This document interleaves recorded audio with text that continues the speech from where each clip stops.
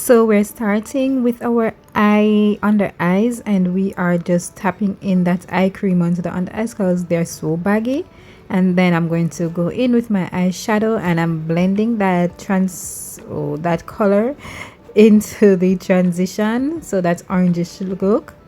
Yeah, because I like using those tones for the transition colors to make it look very pretty.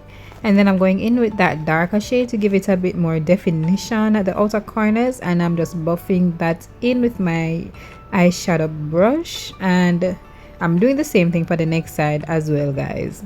And I'm just blending that out so you don't see any lines. And then here you see me taking the lighter shade, and I'm just creating like the illusion of a cut crease, because honestly there is much time in the morning for me to do like a whole cut crease, and then again it's for work.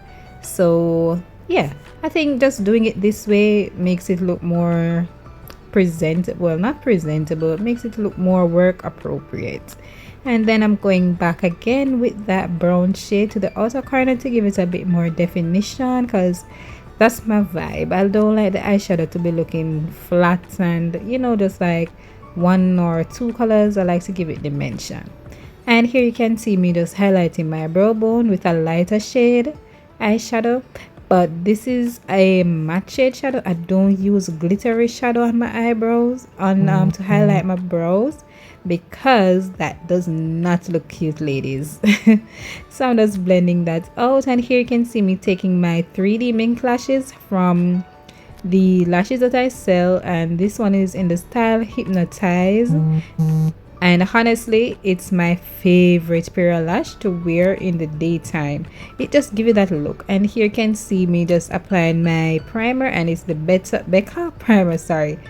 And I'm just gonna apply my foundation. So I mix the Fenty Beauty and the Maybelline Fit Me Matte and Poreless together, because the Maybelline Fit Me Matte and Poreless, that only gives you what you would say now, the coverage isn't the best, but it's mattifying. But mixing it with the Fenty Beauty, I get the ultimate coverage that I need, and I love it. So here you can see me just filling in back the brows a little bit, because with the foundation tend to interfere with the eyebrow a bit. So I'm just fixing that once more, and then I'm applying my concealer and blending it out. I don't use a lot of concealer because it's so hard to blend out. I can't be bothered. Then I'm just setting my under eyes with my Sacha Buttercup powder, and I do not bake it because it tends to leave a cast, and I don't want that at all, not at all. So you can see me just blending out the setting powder, and now I'm applying my blush. And blush, I keep it to a minimal, just something to give you a pop of color, but nothing too dramatic, like I would really and truly don't want to look like a clown. So now we're just contouring the nose, doing some nose contour but very lightly. And here you can see me just applying my highlighter, which is my favorite part of makeup application. So I'm applying my highlighter to both cheeks, but not too much, because it's daytime and we're going to work. We're not going anywhere like a party or anything of the sort. And then I'm just going to reverse contour with that same setting powder, the Sacha Buttercup setting powder. Yeah, reverse contouring on both sides to give that chiseled definition or defined look that we do love on the cheekbones. And then I'm blending that out with my foundation brush, so you don't see an actual line there left underneath the cheekbones, because that does not look cute any at all. So we're blending that out with our foundation brush, and then we're just going to ensure that the line isn't there, and you can see me there checking to make sure.